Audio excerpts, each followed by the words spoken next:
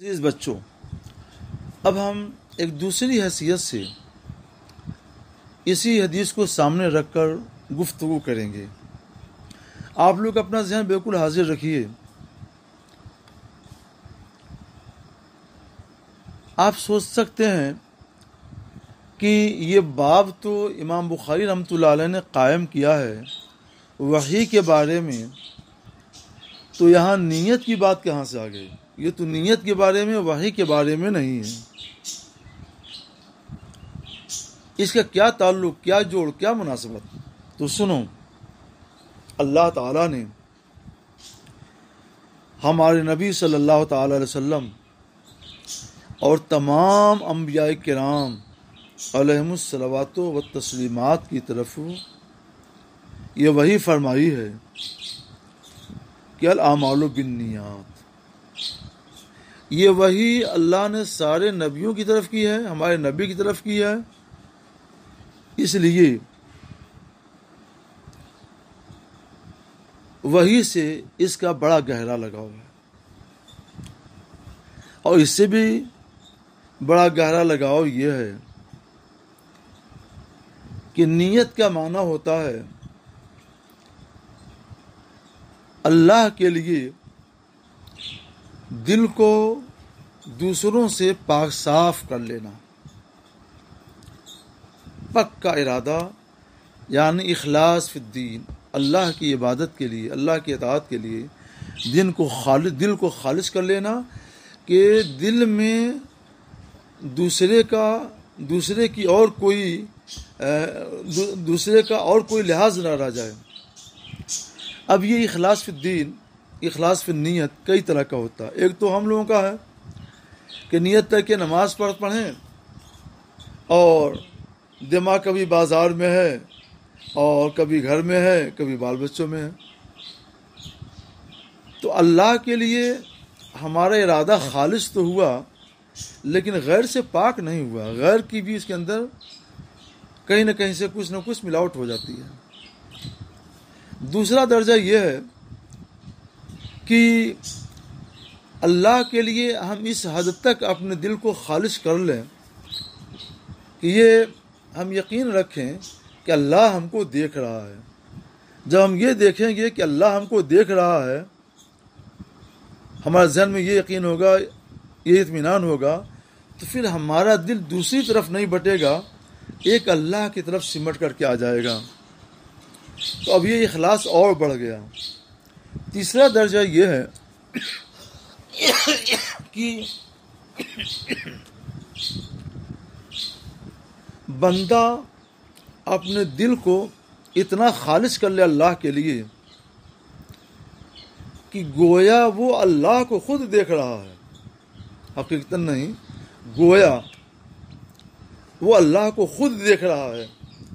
یہ درجہ اولیاء کبار کا ہوتا ہے، بڑے بڑے اولیوں کا۔ جب اولیاء اللہ اس مقام پر فائز ہو جاتے ہیں تو ان کے دل میں دوسروں کے لیے دوسروں کا کوئی خیال نہیں رہ جاتا ہے، صرف ایک اللہ کا خیال ہوتا ہے، ایک اللہ کی عبادت کا، ایک اللہ کی اطاعت کا۔ وہ جو کرتے ہیں اللہ ہی کے لیے کرتے ہیں، کسی سے محبت کرتے ہیں اللہ کے لیے کرتے ہیں، کھانا کھاتے ہیں اللہ کے لیے کھاتے ہیں۔ یہ ان کی شان ہوتی ہے۔ یہ تیسرا درجہ ہے۔ یہ تینوں درجے معلوم ہیں، اور ایک چوتھا درجہ مقربین بارگاہ الہی کا ہے، اسے ہم نہیں جانتے، اسے وہی لوگ جانتے ہیں جو اللہ کے درجے قرب تک پہنچتے ہیں۔ اس بات کو قرآن پاک میں خود بیان کیا ہے۔ اللہ تعالیٰ فرماتا ہے وَمَا أُمِرُوا إِلَّا لِيَعْبُدُوا اللَّهَ مُخْلِصِينَ لَهُ الدِّينَ۔ انہیں یہی تو حکم دیا گیا ہے کہ ایک اللہ کے لیے دین کو خالص کر کے عبادت کریں۔ یہ مخلصین لہ الدین، یہ نیت ہے جس کا حکم خود قرآن پاک کے اندر موجود ہے۔ اس بات کو ذہن میں رکھ کر کے اب آپ سمجھیے، دل میں جو اخلاص ہے، اگر اس میں دوسروں کی بھی آلائش ہے تو وہ جتنا سر کی آنکھوں سے دیکھتا ہے اور اس کے دل کی آنکھیں لگ بھگ بند رہتی ہیں. اور جب بندہ اس مقام پر پہنچتا ہے کہ اس کو یہ اذعان اور اطمینان حاصل ہوتا ہے کہ اللہ اس کو دیکھ رہا ہے، تو اس وقت دل کی آنکھیں کچھ کھل جاتی ہیں اور کچھ آس پاس کی چیزوں کو، آس پاس کی چھپی چیزوں کو، کم چھپی چیزوں کو وہ اپنے دل کی آنکھوں سے بھی دیکھ لیتا ہے. اور جب بندہ اس اخلاص کے تیسرے مرتبے پر فائز ہوتا ہے کہ گویا وہ اللہ کو دیکھ رہا ہے، تو اس کے دل کی آنکھیں کھل جاتی ہیں اور اس کے اوپر کشف ہونے لگتا ہے، اور کشف میں وہ بہت سی چھپی ہوئی چیزوں کا مشاہدہ کرنے لگتا ہے. یہ کشف کیا ہے؟ اللہ کی طرف سے ایک طرح کا الہام ہے. اس کے بعد دل میں بات ڈال لی جاتی ہے، بات روشن ہوتی ہے، اس کو وہ کہتا ہے. تو تیسرے درجے کے جو لوگ ہیں ان پر الہام آتا ہے، اور کبھی کبھی دوسرے درجے کے لوگوں پر بھی الہام آتا ہے اور کچھ کشف ہوتا ہے. پہلے درجے کے لوگ عموماً الہام سے اور کشف سے محروم ہوتے ہیں. الہام لغوی حیثیت سے یہ بھی وحی ہے، یعنی اللہ کی طرف سے ایک خفیہ پیغام ہے. یہ لغوی حیثیت سے یہ بھی ایک خفیہ پیغام ہے. تو ایک گونا وحی یہ بھی ہے. اور جو مقربین بارگاہ ذوالجلال ہیں، جیسے انبیاء کرام علیہم الصلوۃ والتسلیمات اور سید الانبیاء خاتم النبیین افضل المرسلین جناب محمد رسول اللہ صلی اللہ تعالی علیہ وسلم، تو یہ سید المقربین ہیں. ان کا دل اتنا روشن ہو جاتا ہے، اتنا صاف شفاف ہو جاتا ہے کہ اللہ تبارک و تعالی ان کے اوپر اپنے فرشتوں کے ذریعے خاص اپنا کلام بھیجتا ہے اور اپنی وحی بھیجتا ہے. آپ سمجھ گئے کہ اس حدیث نیت کا وحی سے کیا تعلق ہے؟ نیت کہتے ہیں اخلاص فی الدین کو. اخلاص فی الدین جتنا زیادہ ہوگا دل اتنا ہی روشن ہوگا، اور دل جتنا روشن سے روشن تر ہوتا جائے گا اسی قدر اللہ کے خفیہ پیغام کے راستے کھلتے چلے جاتے ہیں. بہت زیادہ روشن ہو جائے، جیسے انبیاء کرام کا دل، سید الانبیاء کا دل، تو ان پر وحی آتی ہے.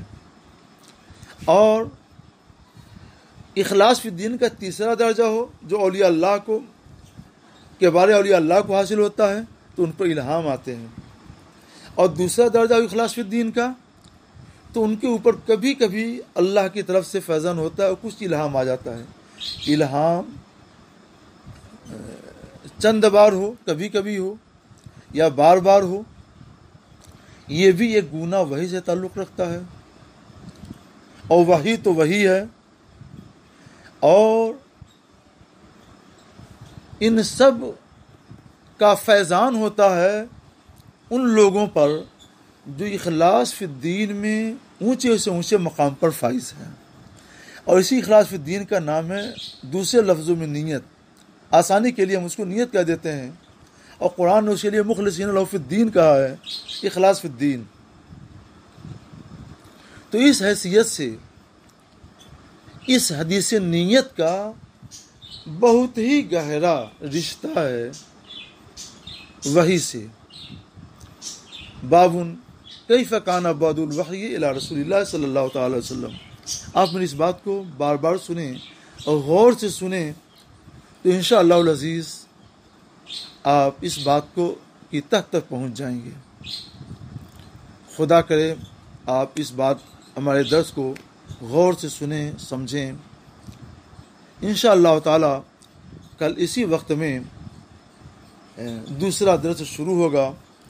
ہم نے آپ لوگوں کو پوری صحیح البخاری بھیج دی ہے، اور آج آپ نے پہلی حدیث پڑھی، اس کی افتتاحی تقریر سنی، اور کل سے انشاءاللہ تعالی حدیث نمبر 2، 3، 4، 5 پر گفتگو ہوگی. آپ لوگ آج ہی سے اس کا مطالعہ کر لیں اور اپنے آپ کو اچھی طرح سے تیار کر لیں، تاکہ ہماری آپ کی یہ گفتگو بہت واضح اور شائستہ انداز سے قابل فہم و تفہیم ہو جائے. خدا کرے ایسا ہو.